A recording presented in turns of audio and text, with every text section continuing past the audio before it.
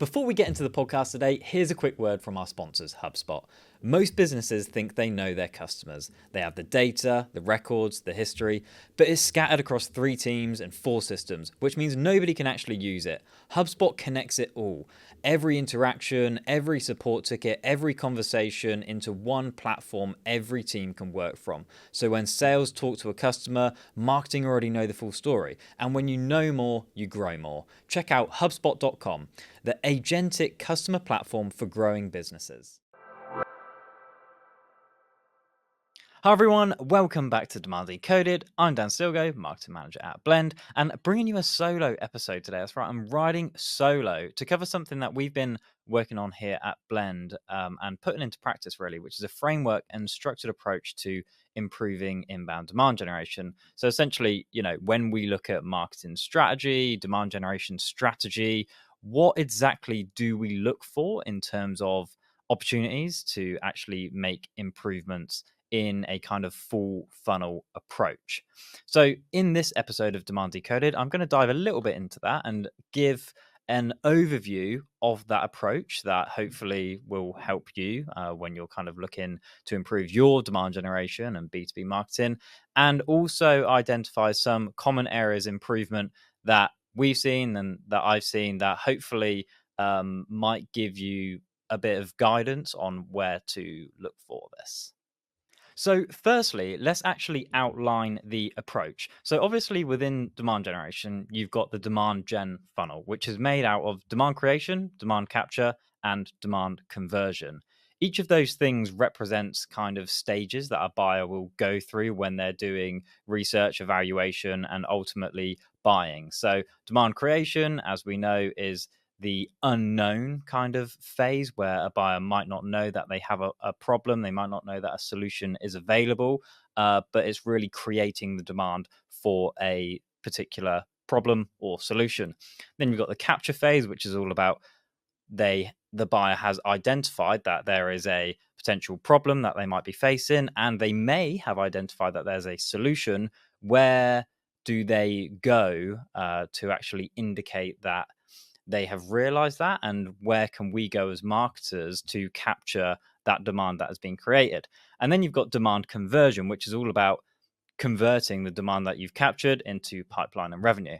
So when we look at like conversion rate optimization throughout the funnel and improving inbound demand generation, it makes so much sense to work back from revenue and influence the things that really have the most immediate impact on the bottom line. If you're improving revenue and pipeline, you can see impact within a short space of time. Whereas if you're trying to just focus on how to improve demand creation, depending on sales cycle lengths, you could be looking at 12 months plus to actually see an impact on your demand conversion at the bottom of the funnel. So lining up those pieces of the pipe and focusing on the things that will have the most immediate bottom line impact is the way to go.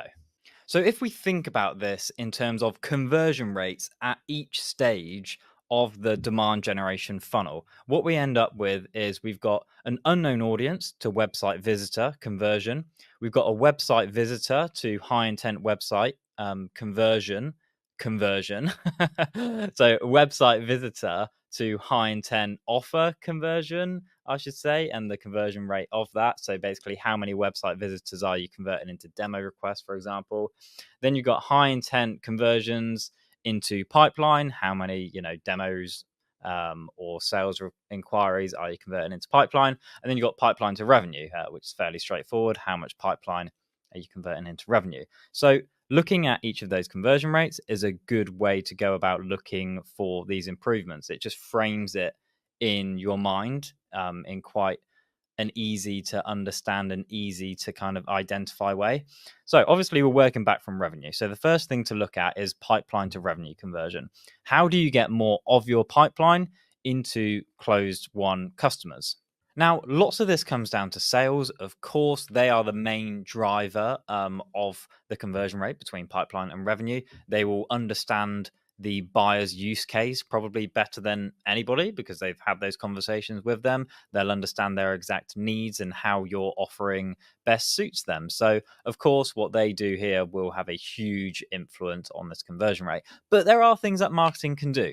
ABM to in market accounts is something that I've seen pop up a few times recently, and particularly for businesses targeting large enterprises where ABM is an absolute viable strategy. And you might only have a finite number of businesses you can actually target in the first place.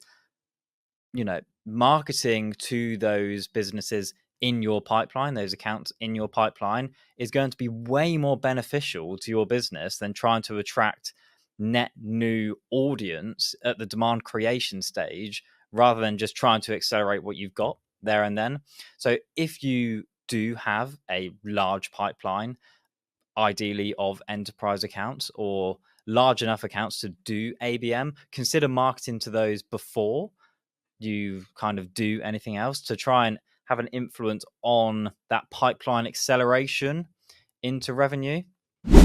Next is kind of back to basics for B2B marketing, and that's case studies and results. If you're sharing new fantastic case studies with great results in that buyers probably didn't see as part of their research and evaluation process because they're so new and they've probably stopped looking at that after they've reached out to you, then absolutely send these to your in pipeline accounts, because this is only going to make them want to work with you even more. It's going to make them want your software or whatever you might do even more. If they're getting, potentially a little bit of FOMO from this fear of missing out on these great results that you're getting for other businesses, is only going to make them want you even more, and they will do the best they can to accelerate the process. So you have them working just as hard as you are to close their account, essentially. Next, again, kind of back to basics, but those sales enablement resources, make sure that you're having great conversations with sales and a deep relationship with them to understand the resources, the documentation, everything that they need in order to sell best, whether that be decks, products, data sheets, application notes, all of these things. Sales will likely have great insights on what kind of content is best to share with buyers at each stage. So yeah, keep the relationship sweet there and create any content and any resources where there are gaps that might improve this pipeline to revenue conversion rate. And it goes without saying, I think, but all of the other marketing that you do will obviously have a compounding effect here. If during the demand creation and demand capture stages of the funnel that you've built up lots of trust, lots of affinity with buyers, they understand fully what you do and how you can help them, and are just bought in essentially to everything that you do, then the pipeline to revenue phase will be much easier. It's a harder sell, right, if they're already bought in. So yeah, it's worth bearing in mind that everything that you do further up the funnel will have a compounding impact here. And of course, I want to touch on measurement at each stage here. This measurement is fairly easy if you're trying to make improvements here and implement some of these things or some of your own things that you identify. Measuring the pipeline to revenue conversion rate and the pipeline to closed won within your pipeline is a fairly easy thing to measure. So you want to be looking at the increase or decrease, whatever change there may be there after you make these recommended changes or your own changes. So moving a little bit back down the demand gen funnel here, we've got the next conversion rate, which is high intent lead to pipeline conversion. Essentially, how do you convert more of the high intent website conversions you're already getting into your pipeline? And it might seem like marketing can't have a huge impact on this, but it's all about creating an experience for the buyer that accelerates pipeline. And it's about removing a lot of the friction from the process, perhaps adding in a little bit of positive friction. I know those two words kind of aren't usually heard together, but structured friction isn't a bad thing in this process. So let's talk about some of the things that you can do to improve the high intent lead to pipeline conversion rate. Now, there's one main thing that I want to focus on here, and that's accelerating the website to sales handoff process. Essentially, the high intent form submission to meeting booked conversion rate. And I just want to focus on this for a bit, just because this is such a huge opportunity and gap for businesses right now that are essentially in a sales motion. Obviously, for product led growth companies, this isn't a viable option really, because it just doesn't work like that. But if you have a sales process and the whole point of your website forms is to capture somebody, direct them to sales, then you really want to hear this. So, when somebody inquires on your website, whether that be through a book a sales or book a consultation or book a demo type form or conversion, essentially they want this mutual benefit, between both parties, which is to talk to sales about your offer. And the best thing you can do here to accelerate this high intent conversion to pipeline conversion rate is essentially to remove so much of this friction and make it as easy for buyers as possible to talk to your sales team. So, the main thing I want to talk about here is using meeting schedulers to accelerate that pipeline velocity. So what I mean by meeting schedulers is essentially that calendar UI that you've probably seen on websites or use yourselves before, that essentially allow a user to book time in somebody, in this case a sales rep's calendar, right there on your website or on a web page. And the key is to do this immediately after somebody submits an inquiry on your website. Businesses that don't currently have this in place probably have one or two or three different options when it comes to the flow of inquiries through the website. Number one is that when somebody inquires, they just get a message pop up saying somebody will be in touch soon. Basically, not much more information than that. Just we will get in touch with you basically when we have the time. Second thing that might be happening is somebody submits the form, they get the pop up message afterwards, but they also get a follow up email just clarifying when somebody will be in touch. A little bit better to follow up with an email. At least they have, perhaps a contact email address there, or just a bit more direct confirmation that, yeah, somebody really will follow up with this. We have your email. Don't worry, we'll be in touch. So a little bit better. And then you've got a step further, which might be option three. Somebody submits the form and you're already using meeting schedulers, but within the emails themselves that you send out. So submit the form, pop up message, email goes out, and you might have in that, oh, thanks for inquiring or thanks for booking a demo. You can find a time with me here in the email. Again, much, much better, reduces a bit of friction, at least anyway. Somebody can get in touch with you fairly easily through the email. But the creme de la creme, the best thing you can do here is after somebody submits that form, direct them to the calendar embed of that relevant salesperson, whether that be by territory, by industry, by product type, whatever it may be. There are tools and software out there like Chili Piper, like HubSpot Sales Enterprise that allow you to do this type of routing. Route that person to the salesperson. So immediately after submitting that form, they can schedule time with the relevant salesperson. This means there's no manual effort required from the buyer or sales to book a meeting. So no slips in admin from either side. There's far less drop off, obviously, from this because people don't get sidetracked and end up, just kind of never replying to you, or they get a reply from somebody else first, a competitor first, and just totally ignore you because they're already in conversation with those. Happens all the time. Also, buyers themselves are still in that psychological mindset of task completion. They've come to your website, they've evaluated what you offer, they've now inquired about your solution. Now, the next thing to do is just to get in touch with somebody. And if they can do that right there and then on your website, the majority will do it to complete their task. Checked off the list. I've evaluated this, I've inquired, and now I'm having this conversation. Amazing. Check that off my list. And really, it's just a great user experience for the buyer. It's a great introduction to your business. No back and forth, really. No admin headaches just to try and get a demo or a discovery call booked in. It's just seamless from all ends.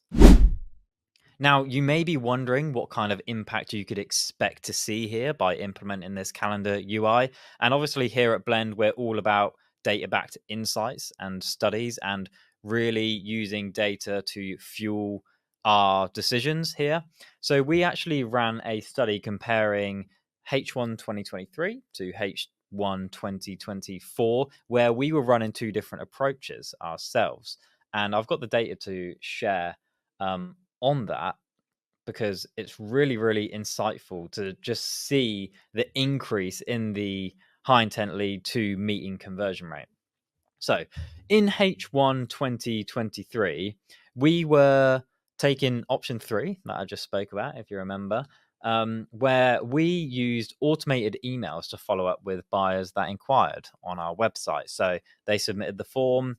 We sent a series of automated emails that actually had calendar links in, which was not a bad approach. It's a step up from having no calendar link.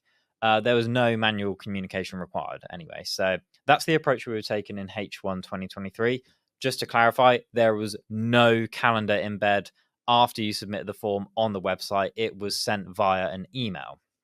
Now, from that, the MQL, so for us, a high intent inquiry on the website is an MQL. Nothing wrong with using MQL in that instance. It helps reporting massively as well. That's for another episode. But the MQL to meeting conversion rate, so basically how many people are inquiring and then how many people are going on to book a discovery call, was 42%.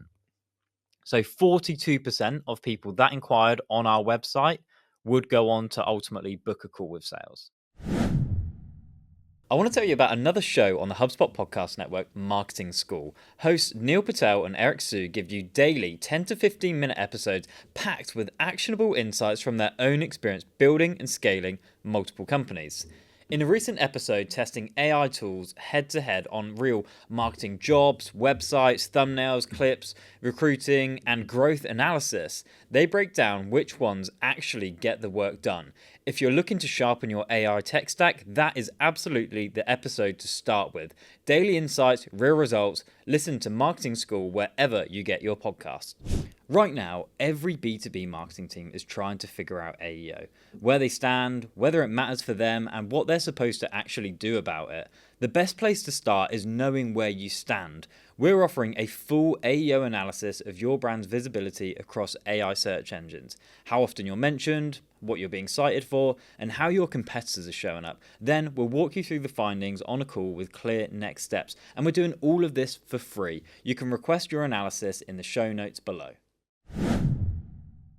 Now, in 2024, we redirected buyers to a meeting scheduling page after inquiring using that form. On this page, we actually had the diary of salespeople so that the buyer could schedule time right there and then, as we've just spoken about, enabling them to book that meeting whilst they're still in that task-orientated mindset. And the results really just speak for themselves. So the MQL to meeting booked conversion rate here was 77%. So 77% of buyers that inquired went on to book a meeting with sales. So that's the first one, no meeting embed on the website, 42% conversion rate. Next one with in 2024 with a meeting embed, 77%. So that's a 35% increase in high intent lead to meeting booked conversion rate simply by putting the calendar embed on the form.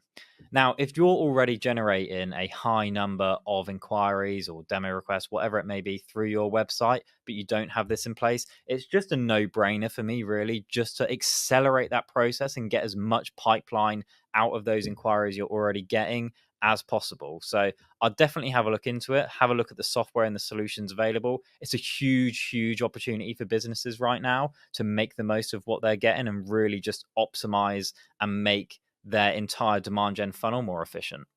When it comes to measuring how many high intent website conversions go on to actually enter your pipeline. Again, should be fairly easy, especially if you've got good software in place like a CRM, where you can actually flow in your website inquiries and attach deals to them and opportunities and things like that. So just looking at how many inquiries and high intent conversions you're getting, how many of those actually have a opportunity or deal attached to them, will essentially tell you how effective your website is being at, converting those good fit high intent leads into pipeline. The other thing you might want to look at here is, just because we spoke about the meeting scheduler tool, actually putting out meeting booked or contacted or whatever it may be as a status or a stage to basically say somebody has submitted a high intent form on our website.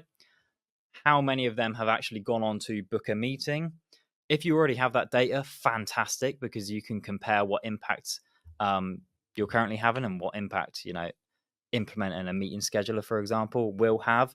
But yeah, two things you can look at there in terms of measurement. Okay, so moving another stage down the funnel now, and this is the website visitor to high intent conversion rate. So we just spoke about you've got those high intent conversions. How do you get them into pipeline? Now, how do you get more high intent conversions from your current website traffic? This is kind of in the realm of pure marketing impact, really, here, and specifically the website. How do you get more of those visitors to convert?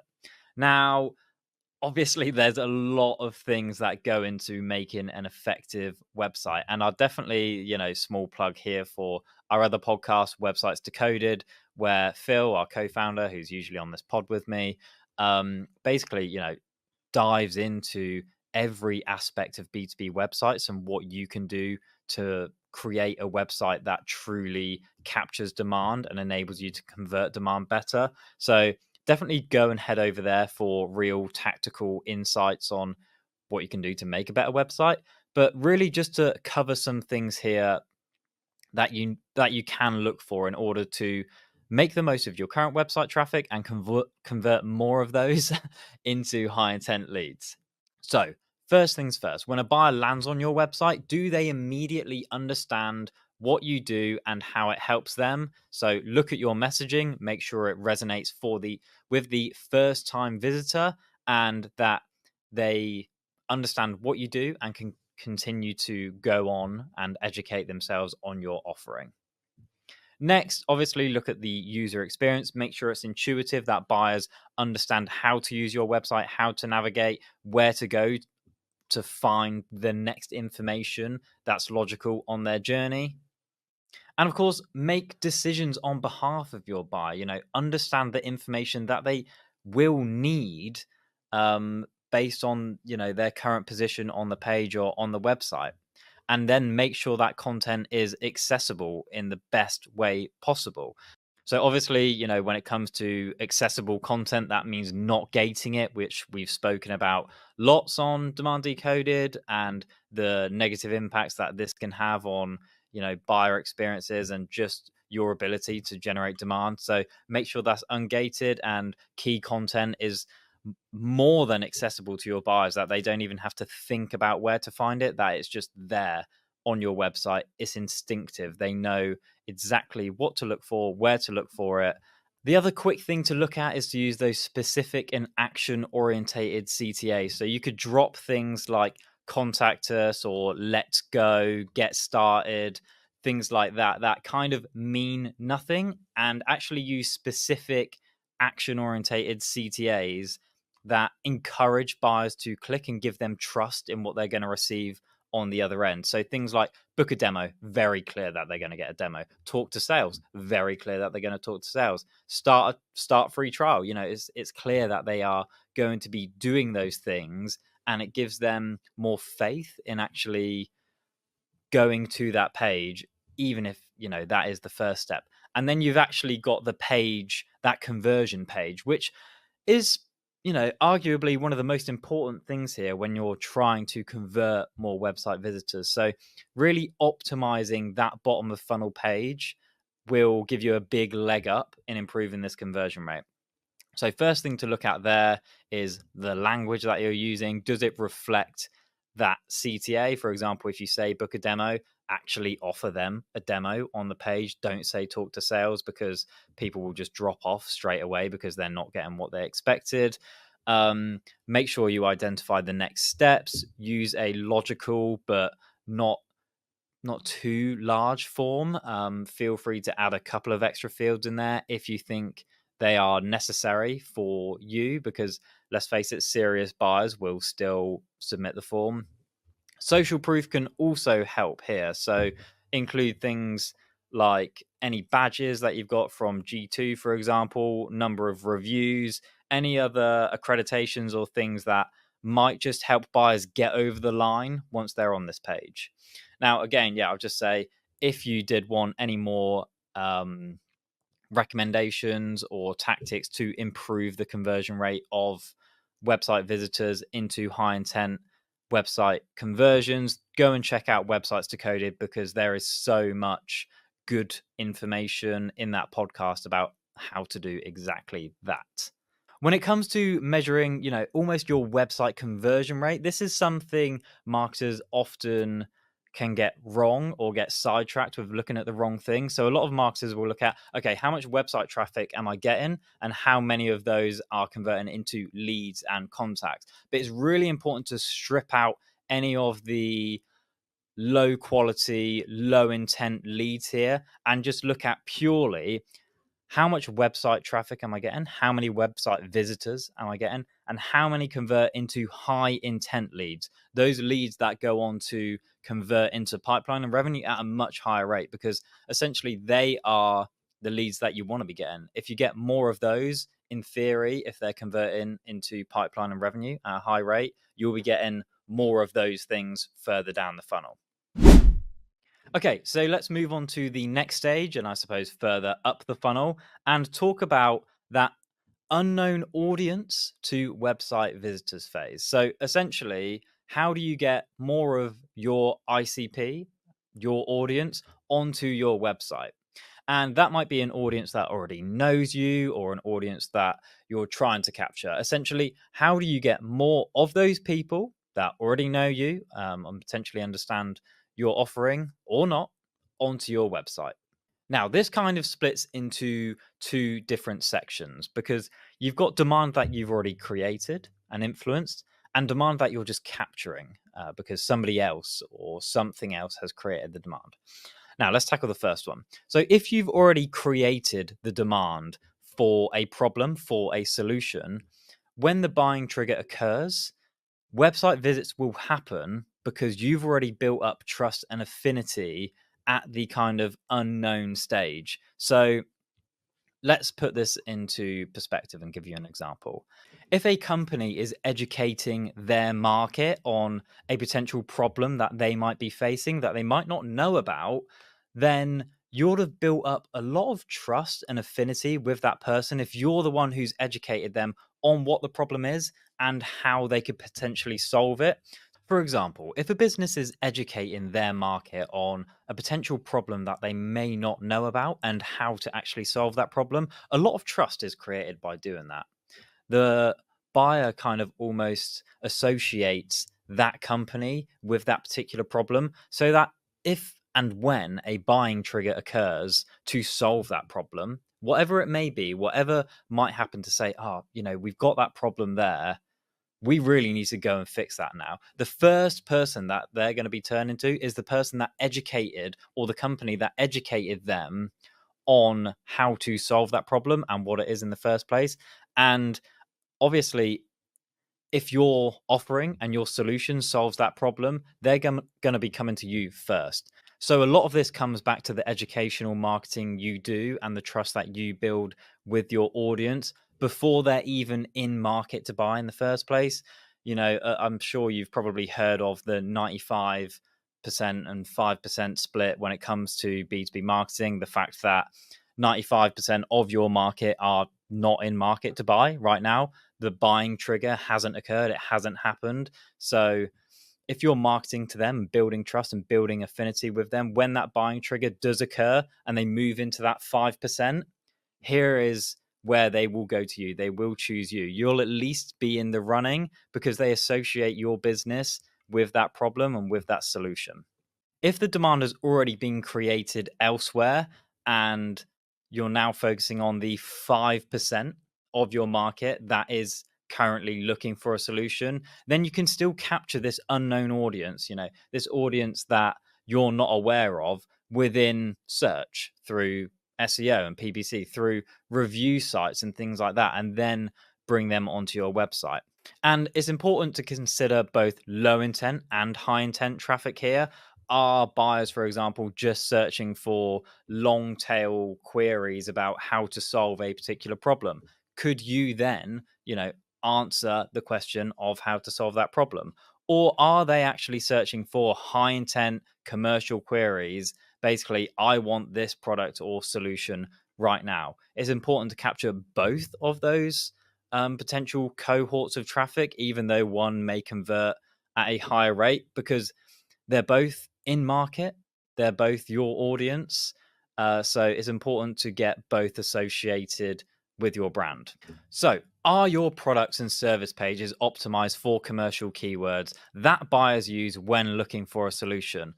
So many times I've seen products and service pages, key pages on the website that have H1s and title tags that just aren't using keywords and phrases and terms that your buyers are using. They're just product names that are kind of made up and whatnot. And, if you're Salesforce, if you're Adobe, that kind of thing is fine because you've got the brand recognition behind you that, your product or service name will probably become the recognized thing anyway that everybody starts using.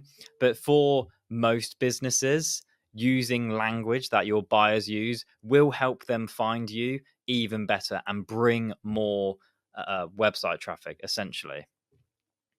And then you've got the content creation piece, which is essentially creating content optimized for search that helps buyers solve problems. It kind of goes back to Marcus Sheridan's, his book, They Ask, You Answer. Essentially, does the informational content you're creating answer a question, or are you just creating it for your own internal use or biases that there may be? Make sure that the content that you're actually creating is bringing in an audience and helping them to solve problems. And then you're creating a cluster effect to internally link those back to the solutions pages to improve their position in search and give those the link equity and credit. And obviously, you can supplement all of this with PPC if you want to, if that opportunity is there for you, if you've identified good volumes, potentially low cost per click. It kind of comes down to each and every business when it comes to PPC. But for sure, you can capture in-market buyers through search that way. I did briefly touch on review sites, but obviously, if buyers are using things like G2, Capterra, Gartner, even when it comes to evaluating and researching potential solutions, then you want to be in those places too. So many times I've seen real high intent commercial keywords absolutely dominated by these review sites like the ones that I've just mentioned. And it's really, really hard to outrank these guys because they've got huge domain authorities, huge volumes of traffic, just huge credit in search, basically, that, going up against these and trying to outrank them is incredibly hard. A lot of the time it's much easier just to get behind them and actually make use of this channel to capture those in-market buyers that are using those channels to, research and evaluate. Another way to attract an unknown audience is to utilize events. If your audience attends events that have sponsorship opportunities, it may be worthwhile sponsoring those events to get in front of your audience. Obviously, not every industry, not every vertical will use search, will use social, will use these things. Some are still, driven by events. And if your audience goes to these events and uses those events, it's important to be there and be in front of those, because ultimately then that's how more of these people will get onto your website and into your pipeline at the end thing. Absolutely, I am not an event expert, but I recognize it as a key way to attract an audience, an unknown audience that have probably never heard of you before, and essentially go to the right place. go where your audience is. And, little plug, we are really excited to be at Inbound this year. So I will be dabbling in event marketing, kind of already have. Yeah, it's exciting. But events is another way. So I will leave that at that. So moving back to the final stage, and that's building an unknown audience. And I'm not going to spend too much time here because building an audience is a huge topic, but there's one fundamental part of it that needs to be taken into account in any business, in any kind of marketing situation. And that is just fundamentally understanding what your audience want. I could sit here and talk about a million different ways to build an unknown audience, but essentially it's going to vary depending on business and depending on exactly who you're targeting and what you're selling. So the best thing you can do here is just go away and understand, not actually go away, please stick around the podcast, but essentially understand what the audience wants.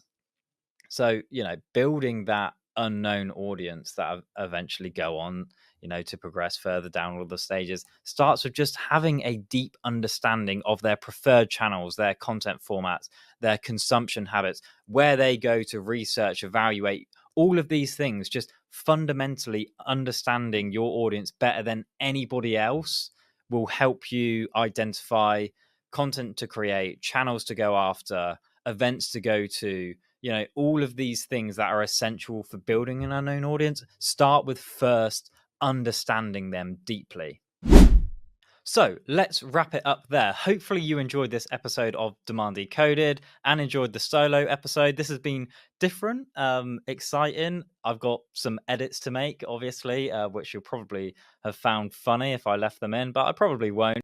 But yeah, let me know if you want more of these solo episodes. And it's worth saying, if you are interested in anything that I've spoken about and this approach to inbound demand generation, I'm, more than happy to chat about this in more detail on LinkedIn. Just hit me up, Dan Stilgo, on LinkedIn. Or if you're interested in, what we're doing at Blend to help businesses with this inbound demand generation approach, then visit blendb2b.com to see what we do and to get in touch with us if you want to. But until then, I'll see you on the next episode of Demand Decoded. Thanks for listening and catch you later. Thanks for listening to the episode today. Before you head off, if AEO has been on your mind and you're not sure where to start, here's something worth doing right now. We're offering a full AI visibility analysis completely free. We'll look at how your brand is showing up across the major AI engines, what's influencing those results, how competitors compare, and what you should do about it. Then we'll walk you through all the findings on a call. Actual findings too, specific to your business with real next steps. Not a template, not a PDF, a proper analysis. You can request yours by clicking the link in the description below.